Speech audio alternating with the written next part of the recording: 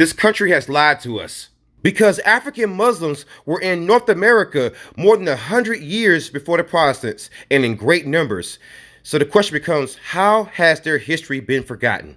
And not only do we have a fossil record, we also have facts such as Christopher Columbus's interpreter, who was a Spanish Jew, spoke Arabic in order to communicate with the locals here in North America. And it turns out that Islam as a religion was in North America for more than 20 years before Martin Luther nailed his thesis to the door, igniting the Protestant Reformation.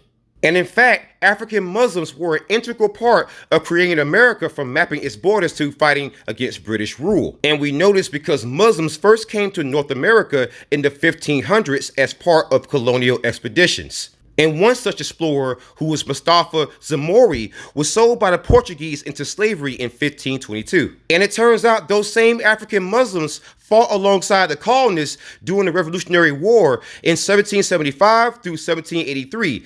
And multiple men with Muslim-sounding names appear on the military muster rolls, including Babpit Muhammad, Yusuf bin Ali, also known as Joseph bin Haley, and Joseph Saba. And other men listed on those same muster rolls also have Islamic sounding names. And it also turns out that the founding fathers were well aware of Muslims in America. In fact, Thomas Jefferson, who owned a copy of the Quran, included Islam in many of his early political writings. So why has America denied this history? Why is this not taught in classrooms? Because I was never taught this while growing up. And there's a simple reason for that. Because with stories like this, it makes the arguments against reparations that much harder. You have people who are Moors, who were in fact the descendants of Revolutionary War heroes, who were then thrown in chains, then made slaves.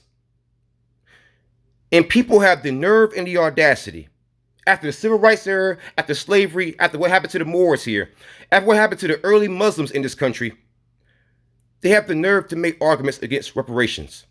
This is why stories like this cannot be taught, because the counter arguments against reparations becomes that much more silly.